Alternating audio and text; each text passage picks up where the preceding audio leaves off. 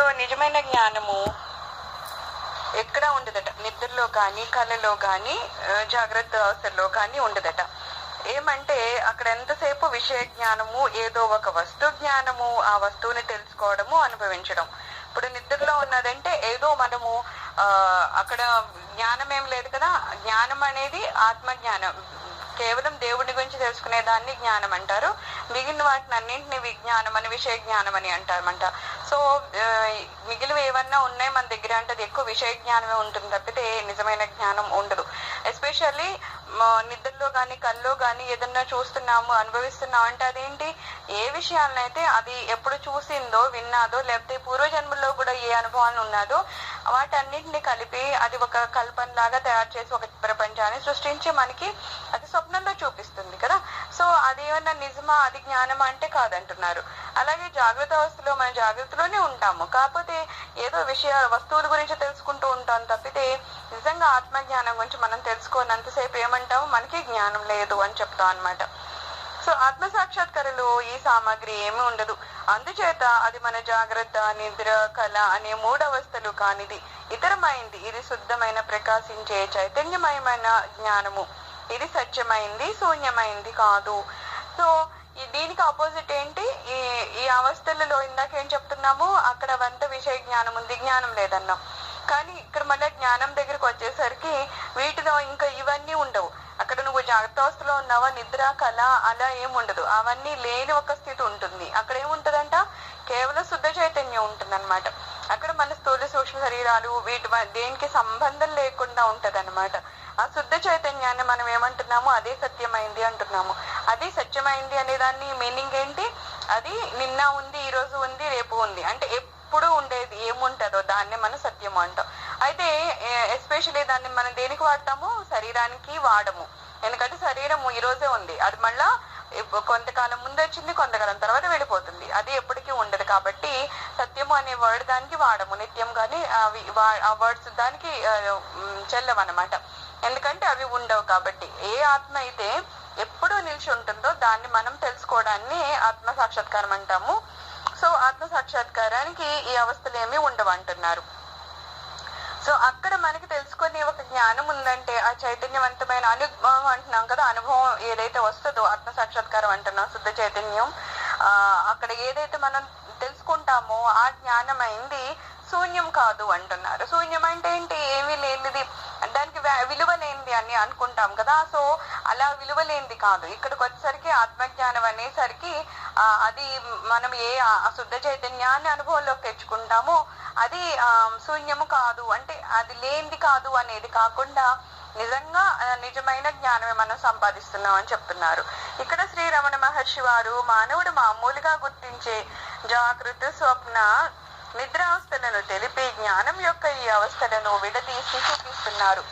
గాఢ నిద్రలో బయట స్థితి ఏమీ తెలియదు కదా. ఏమంటే మనసు, శరీరము విశ్రమించి పని చేయకుండా మనలో ఉండే నేననే వస్తువును లోపలికి లాక్కుంటూ ఉంటుంది.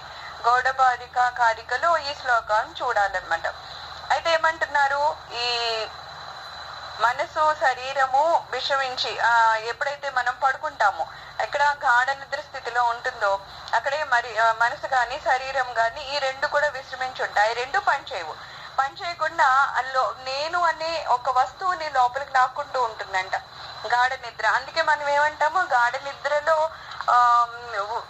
నిద్రలోకి వెళ్ళి బయటకు వచ్చే కంటే పడుకుని లేచాక మనిషి ఏమంటాడు, నేను చాలా ఇప్పుడు ప్రశాంతంగా అనిపిస్తుంది, నాకు చాలా మంచిగా నిద్రపోయానని చెప్తాడు అనమాట, ఆనందంగా ఉందని చెప్తాడు. అదే నిద్ర లేని మనిషి నిద్ర లేదు నాకు రాత్రంతా, అందుకని నాకు సరిగ్గా లేదు అని చెప్తూ ఉంటాడు. ఎందుకలాగా నిద్రలో తేడా ఏముందంటే, నిద్రలాగా మనకు కనిపించిన అక్కడ మన మనస్సు, శరీరం ఏది పని చేయకపోయినా అక్కడ జరగాల్సింది జరిగింది. ఏమని, ఆ మనసు నేను అనే దానిలోకి వెళ్ళింది అనమాట. ఆ లోపలికి వెళ్ళింది, అంతర్గతం అయ్యింది. కాబట్టి అక్కడ ఆనందాన్ని, నిజమైన ఏ ఆనందం అయితే ఉంటుందో ఆ నిత్య ఆనందాన్ని అది పొందింది. కాకపోతే అది తెలుసుకునే ఆ ఎరుక స్థితిలో మనం లేము. మనం పడుకున్నాం కాబట్టి మన మనసు దాన్ని గుర్తించే స్థితిలో లేదు కాబట్టి మనకి తెలియలేదు. కానీ నిజంగా చెప్పాలంటే సుషుప్తావస్థలో మనము దాన్ని ఆనందాన్ని అయితే గ్రహిస్తామంట. కానీ గ్రహించామని చెప్పడానికి మనం అక్కడ అది యాక్టివ్గా లేదు కాబట్టి చెప్పలేకపోతూ ఉంటామంట. సో మన జాగ్రత్తలో కానీ స్వప్నంలో కానీ ఆత్మ వికాసం రెండు భాగాలుగా ఉంటుంది. కారణ కార్య స్వరూపాలుగా ఉంటుంది. కారణము కర్త, కార్యము కర్మ. జాగ్రత్తలో నేను కర్త, ప్రపంచము కర్మ. స్వప్నంలో మనసు ఒక ప్రపంచాన్ని సృష్టిస్తుంది, ఆ ప్రపంచమే కర్మ.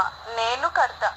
స్వప్నంలో గాఢ నిద్రలో కర్మ అనేది ఉండదు, ఒక్క నేను అన్న కర్తయే మిగిలి ఉంటాడు. శుద్ధ చైతన్య స్ఫురణమైన నేను రెండు పనులు చేసుకుంటూ ఉంటాను.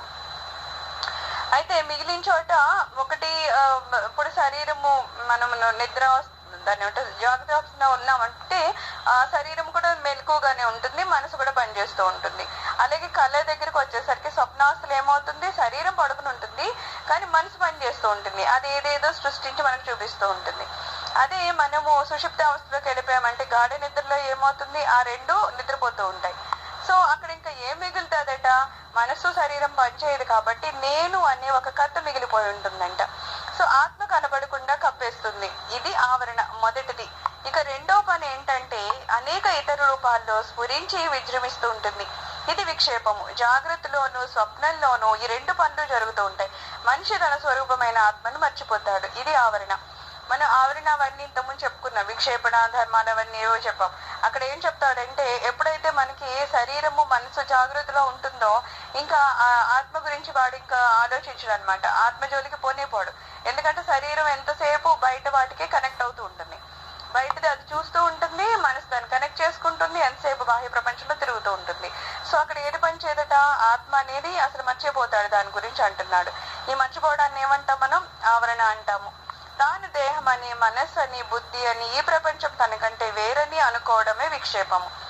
అప్పుడు ఏమనుకుంటాడు, ఈ శరీరం నేను, మనసు నాది, ఈ బుద్ధి నాది, ఈ ప్రపంచం కూడా తనకంటే వేరేగా ఉంది అని అనుకుంటాడు. ఎందుకంటే అతనికి అక్కడ తెలియదు ప్రపంచం అనేది మనసు కనెక్ట్ అయితేనే అది ప్రపంచము అనేది ఉంది, లేకపోతే అది లేదు అని ఈ డిఫరెన్సెస్ ఏమి అతనికి తెలియదు. ఎందుకంటే అతను ఎప్పుడు ఇంకా ప్రపంచాన్ని చూస్తూ ఉంటాడు, ఆ శరీరము ప్రపంచానికి కనెక్ట్ చేస్తూ దేన్నో చూడడం, వినడం, మాట్లాడడం చేస్తాడు.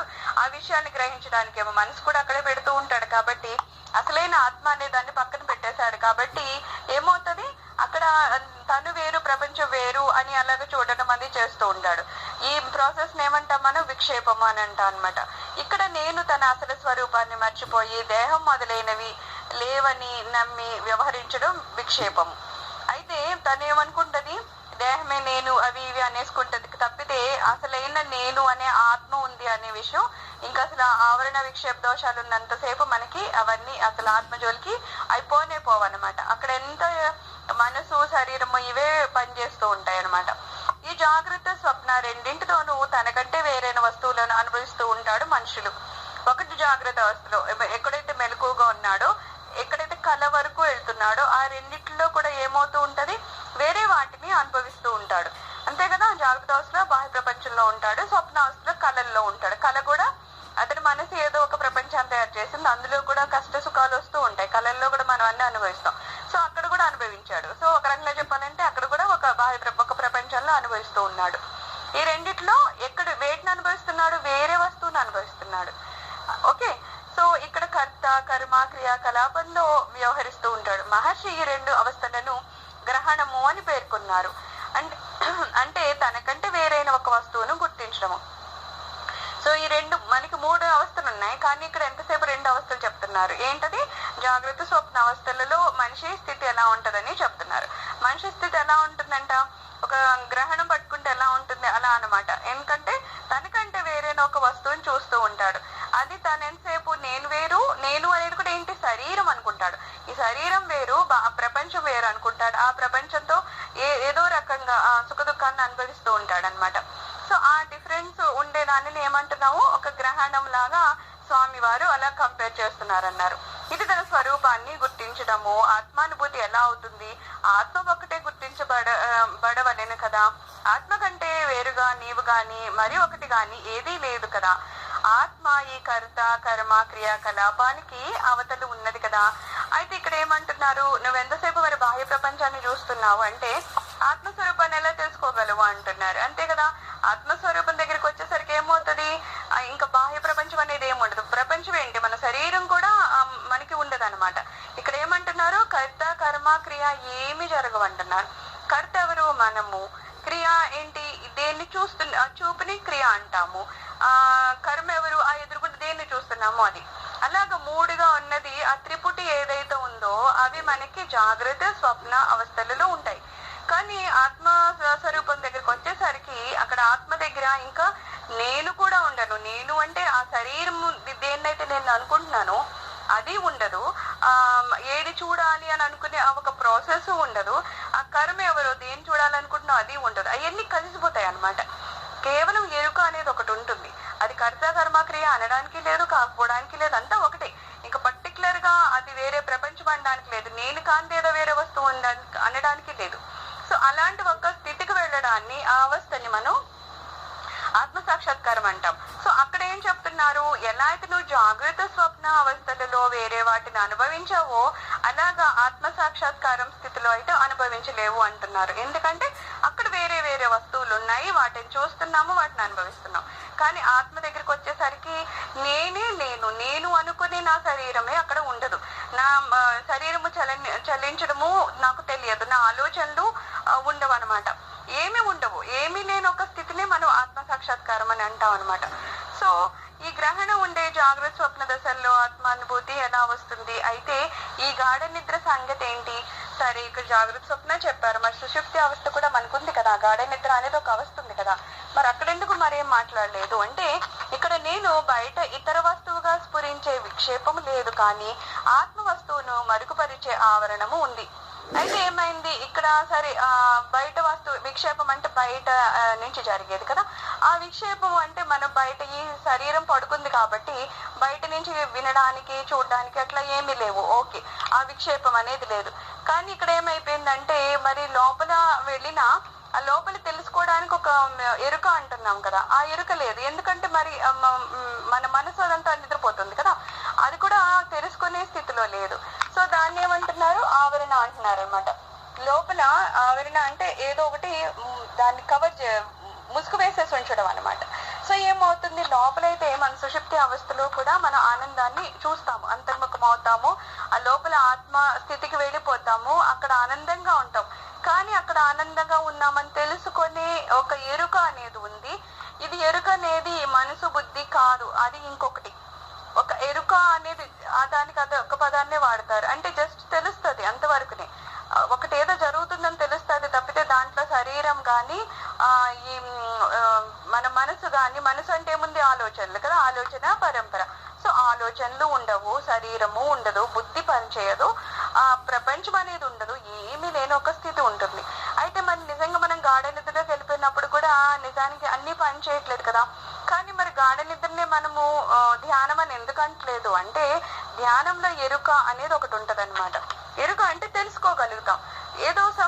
ఇప్పుడు ఏదో బయట జరుగుతుంది, మనము ఇంట్లోంచి ఏదో కిటికీలోంచి బయట చూసామంటే అక్కడ ఏం జరిగింది అనేది తెలుస్తుంది. ఏదో జరిగింది, అక్కడ జరుగుతుంది, కానీ మనం చూడలేదు. చూడనప్పుడు అక్కడ ఏదో జరుగుతుందని ఎలా తెలుస్తుంది? మనకి తెలియదు కదా. సో జరుగుతూ ఉంటది, కానీ మనం తెలుసుకోలేదు. అలాగనే మనం గాఢ నిద్రలో అవంతా సేమ్ ప్రాసెస్ జరుగుతుంది. ఎలా అయితే ధ్యానంలో అన్ని పనిచేయడం మానేస్తాయో, సేమ్ వే మన గాఢ నిద్రలో కూడా అన్ని పనిచేయడం మానేస్తాయి. కాకపోతే జస్ట్ ఆ ఎరుక అనేది ఒకటి ఉంది, ఆ ఎరుక అనేది అక్కడ ఉండదు అనమాట. సో ఇది వాళ్ళిద్దరిలో ఉన్న డిఫరెన్స్. ఈ స్థితిలో అహంకారము, శరీరము, మనస్సు మొదలైనవన్నీ ముడుచుకొని బుట్టలో పడుకున్న పాంబలే ఆత్మను గుర్తించకుండా నిద్రిస్తూ ఉంటాయి. ఈ స్థితిలో ఏమీ తెలియకపోవడం, శుద్ధ అజ్ఞానం మొదలైన వాటిలో జీవుడు మునిగి ఇంద్రియ జ్ఞానం లేకుండా ఉంటాడు. ఇది ఆత్మ సాక్షాత్కారం ఎలా అవుతుంది? ఏమీ తెలియని స్థితిలో శుద్ధ చైతన్యమైన సచ్చిదానందం అని ఎలా అంటాము? పోనీ దీన్నే మనం ఆత్మ సాక్షాత్కారము అని అందాము అంటే, ఆత్మను తెలుసుకున్నప్పుడు ఏమంటున్నాము? మనము సత్య నిత్య ఆనందాన్ని అనుభవిస్తామంటారు.